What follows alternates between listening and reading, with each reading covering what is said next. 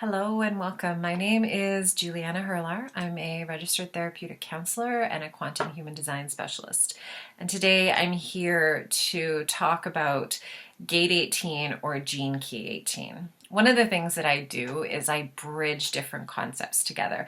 And I know there's a lot of people who bridge human design and the gene keys.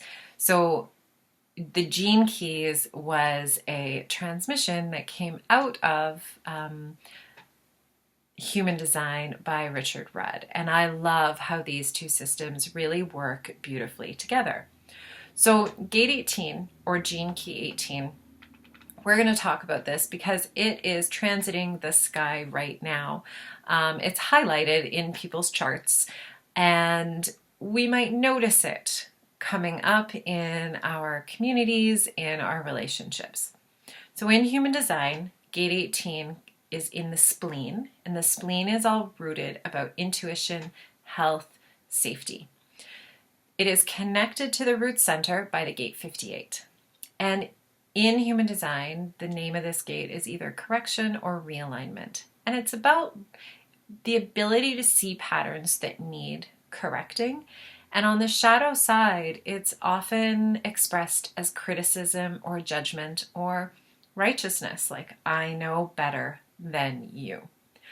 On the higher expression of this gate, it's about creating realignment in what you see so that you can see how wholeness comes together and wholeness is created in all things.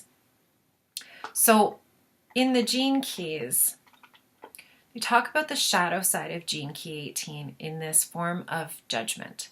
And so in the world, there's this deep consciousness that has a sensitivity to the imperfection of what's around us. And the viewpoint or the perception of this imperfection is what stimulates criticism and judgment. Now, judgment comes from a very honest place, because judgment is a function that's built into our nervous system that allows us to check in and ask, am I safe in this moment? In this moment, is everything okay? Am I safe or not? Right? That's all the nervous system cares about. But what happens is we have these very intelligent minds, and it takes us out of that splenic awareness of in-the-moment truth, and it starts to criticize what are all the things that are working and what are all the things that aren't working, and what are all the things that could possibly go wrong maybe when. And so when we are in this shadow aspect of judgment, we may find other people or ourselves complaining about other people in our lives, relationships, colleagues. We also might find ourselves worrying constantly about money, health, and what's happening in the world. And so all of these things aren't necessarily right in our physical awareness of needing to know whether we're safe or not. It's in some ways a projected fear based on the judgment of us taking in information and the nervous system then responding. So this shadow of judgment is associated with the victim mind or victim consciousness, which is very prevalent in our collective psyche, right? And it looks in the way of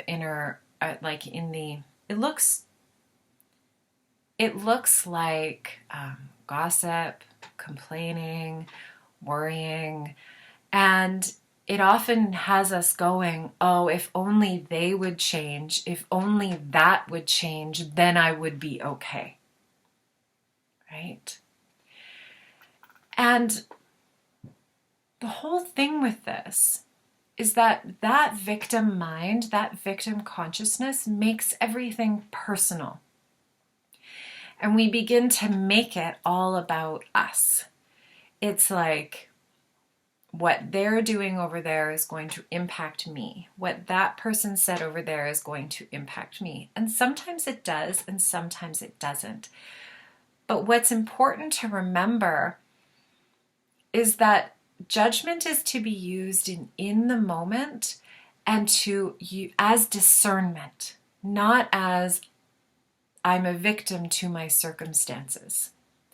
So what happens sometimes in this shadow of judgment is that we begin, instead of turning the judgment outside of ourselves, we turn it inside. And it becomes self-criticism. We compare ourselves to others. We undermine ourselves. We question ourselves. We don't trust our instinctual nature, our intuition. And on the more outward-facing side of judgment, it's this air of superiority where there's this constant challenging of others, like, prove to me what you said, prove that to me, I don't believe you. If you don't have proof, that's not real. And it has this underlying impact of believing that others are less than you, or that you know better than everyone else. And I'll tell you, from an honest personal level, I have this gate, I have this whole channel, the 1858. And before I was aware of this got me into some really unpleasant experiences in different roles that I had in different jobs in my life. Because I walk into a place and I could see what's not working. Right? I could see right away what wasn't working. And then I would take it personally, and then it would become this, it would create this emotional reaction in my body. And then I would try and tell people what needed to be changed without waiting to be invited to share that. And that's really important for this gate, as well as, because I'm a projector, it's really important for me to wait for people to ask me what I see. And so, in order to move through this shadow of judgment, it's really about becoming aware. And this is a tricky one for people to understand, because it's really humbling that everything outside of us, everything external from us, is a mirror. Somehow, now it's very rarely a direct mirror, sometimes it is, but somehow what we experience or see in the world is somehow reflecting an aspect of yourself, right? So when I would go into these jobs that I've had, and I've had quite a few where I would notice what wasn't working, and then I would become miserable. Well, what that was reflecting in me was that I wasn't working for me. I was putting myself in places where I didn't actually want to be, like I didn't fit, but I was forcing myself to fit. And this is what I was seeing in some of these jobs that I was in. And what happens is, when we don't know how to see what's outside of us as a reflection of ourselves, we then perpetuate this illusion of separateness between us and our outside world, that somehow we are different from the other people in the world and from our physical environment. And so when we challenge someone or we judge someone, we perpetuate that separateness in ourselves. So it's an invitation, as you see something that's not working and someone hasn't asked you, well, hey, what do you think isn't working? That it's also an offering for you to look at what this is reflecting in you to find peace with. Right? When we can see that the outside is somehow reflecting something for us to look at, this affirms the truth that we are connected, right? None of us is floating around completely separate from anyone else. So when you begin practicing that, when you begin to look at your judgment with curiosity, you start asking yourself, okay, what's going on here? Oh, what's this triggering in me? What is it that I need to look at? Am I judging this as good and bad? And am I in a righteous state of like, only I know? Or am I criticizing myself? When you begin to practice that, you begin to shift into the gift of integrity. And Richard Rudd talks about this in how the word integrity is used by engineers to speak of the sound structure of a building.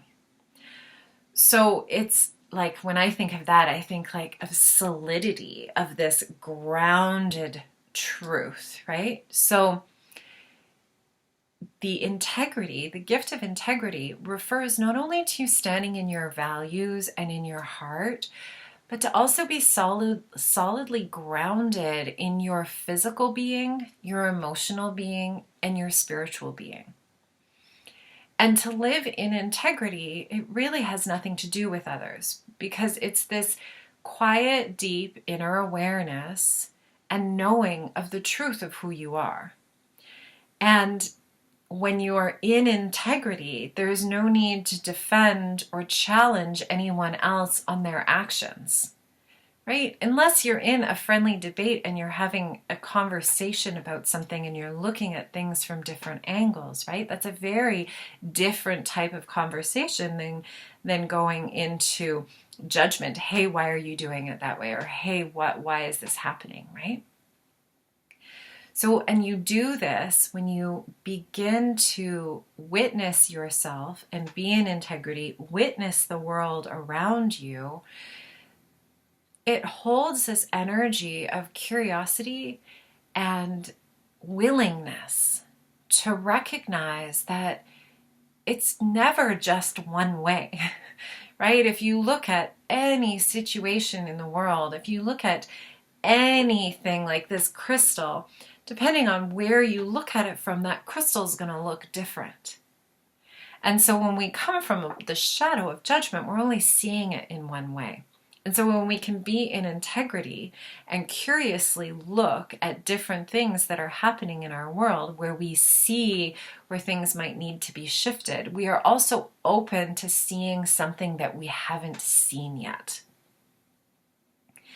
And walking this path, and I can speak from my own personal experience because it is in my chart, and it has been painful at times to move through judgment to integrity. And I don't do it all the time, right? Because it is a practice, and it is this real rewiring of your nervous system and your genetic coding. It's a very courageous journey to start looking at your own victim consciousness, not just the victim consciousness of the world, but looking at your own victim consciousness and then choosing to go into it and alchemizing it. And we go into it by first admitting to ourselves that, wow, yeah, this is part of my consciousness too, right? And then we go into practicing holding that state of curiosity. And then what I find is I will now do my best to hold integrity if any sort of dialogue that is coming up in my vicinity that is perpetuating the victim consciousness. And sometimes I don't do so well at it, and sometimes I do, and sometimes I just remove myself from the situation, because now that I'm very aware of this gate 18, this gene key 18 in my profile, and I've spent some time looking at this victim consciousness, it's really uncomfortable. And it's less than easy to begin the courageous journey of moving into integrity. And it's because this consciousness is one of the most deepest rooted conditionings on our planet right now, right? You see it everywhere. He said, she said, they did, they believe, he did this to me, she did this to me, all of the things, right? And so what it's calling us to do is to take self-responsibility, to be in integrity with what's going on for me. What is this a reflection for me to now look at? And that judgment and criticism and correction, they're never going to go away, because they're actually very useful tools. right? They're useful tools to support people. They're useful tools to support ourselves. When we check in and say, hey, do I need to course correct right now? When I'm supporting someone and I can see another side of the story, right? I'm using judgment there, but it's not personal. I'm not making it personal about me. I'm holding judgment in a curious and open sense, so with the intention of supporting one of my clients. So you may have this in your chart and you may not. Either way, this is going to impact you on some level, whether it's the time of year or whether you see it regularly. I really encourage you to check in and see, like, oh, how am I playing a part in that victim consciousness? How is judgment playing out for me right now? And by challenging your perception and the stories that you're telling yourself about what you're seeing. So when you start to challenge what you're seeing and you ask questions, that shifts the storyline and it shifts us from judgment into integrity. So I hope that was helpful. If you want to reach out, my contact info is below in the video, and I really appreciate you watching. If you'd like to like, share, subscribe, I would really appreciate that, and I'm wishing you all the best.